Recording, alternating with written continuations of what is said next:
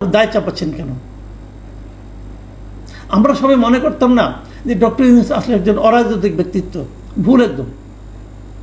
উনি রাজনীতিবিদদের নিয়ে খেলছেন, উনি রাজনৈতিক দলগুলোকে নিয়ে খেলছেন এবং ওনার কথার মারপেচের মাধ্যমে প্রমাণ করার চেষ্টা করছেন যে উনি আসলে কিছুই বুঝেন না।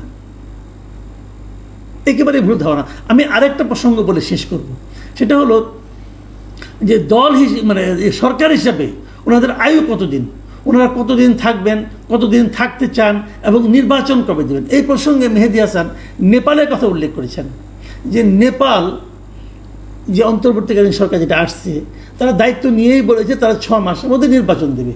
তো আপনার তো 18 মাস লেগে যাচ্ছে, এটা কেন? ডক্টর ইউনূস উত্তর কী দিয়েছেন যে তাদেরটার সঙ্গে আমাদেরটা পার্থক্য আছে। আমরা একটা অন্তর্বর্তীকালীন সরকার এবং আমাদের সরকার কতদিন মেয়াদ হবে এটা কেউ নির্ধারণ করে দেয়নি। আমাদের সিদ্ধান্ত আমরা কতদিন থাকবো। আমি যদি ইংরেজিতে বলি, এটা আপনি অনেকে ভুল ব্যাখ্যা করতে পারেন। উনি কি বলেছেন যে we are the interim government, nobody defines how long we should be there, it's our decision how long we should be there. মানে কেউ বলে দেয়নি আমরা এই ক্ষমতায় কতদিন থাকবো, আমরা সিদ্ধান্ত নেব আমরা কতদিন থাকবো। ডক্টর ইউনূস এই কথাটা কি আপনি বলতে পারেন? কে ভাই আপনি? আপনি কে?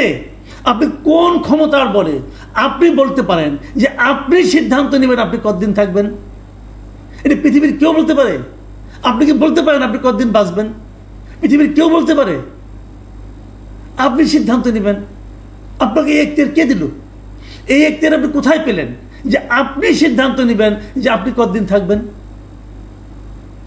এর চেয়ে ধৃষ্টতাপূর্ণ বক্তব্য হতে পারে না। এটা উনি বলেছেন, আমি এই জন্য ইংরেজিটা পড়লাম। এবং উনি আবার এর সঙ্গে এটাও বলেছেন, যখন বলছে যে অনেকে, মেহেদী হাসান যখন বলেছেন যে অনেকে তো বলছে যে দেরি হয়ে যাচ্ছে নির্বাচন দিয়ে দিতে আপনাদের, তখন ওনার জবাব কে দিয়েছেন? হ্যাঁ বলেছে, কেউ কেউ বলেছে। আবার অনেকে তো এটাও বলেছে আপনি 5 বছর থাকেন, আপনার 10 বছর থাকেন, আপনার 50 বছর থাকেন, এটা অনেকে বলেছে। তো কোনটা উনি গ্রহণ করবেন? আমার সব ধরনের মতামতি আছে। কাজে আমরা সিদ্ধান্ত নেব আমরা কতদিন থাকবো। ও গড, হায় আল্লাহ, এগুলি কি শুনছি আমরা এই লোকের মুখে। এটা ওই অনেক সময় আমি একটা উদাহরণ দিতাম, মাঝে মাঝে বলতাম যে সিন্দাবাদের ভূতের মতো অবস্থা হয়ে গেছে। সিন্দাবাদের বুড়ো ছিল না একটা, ঘাড়ে চেপে বসেছিল আর নামে না, ওনার অবস্থা অনেকটা ওরকম হয়ে গেছে। তো মানে এই যে মানসিকতাটা, হয়তো উনি নামবেন, হয়তো উনি চাপে পড়ে ফেব্রুয়ারিতে নির্বাচনের কথা বলছেন, হয়তো বলছেন, কিন্তু আমি বলছি ওনার মানসিকতার কথা। উনি ভাবছেনটাকে নিয়ে নিজেকে।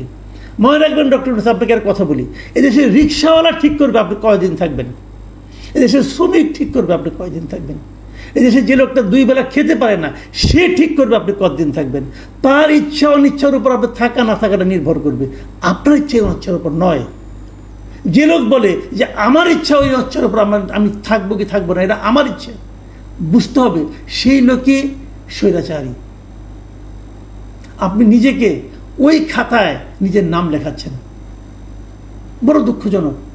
এবং আমি মর্মাহত আপনার এই পতন দেখে, আপনার চিন্তার যে দৃঢ়তা, এটা আমাকে কষ্ট দিচ্ছে। প্রিয় দর্শক,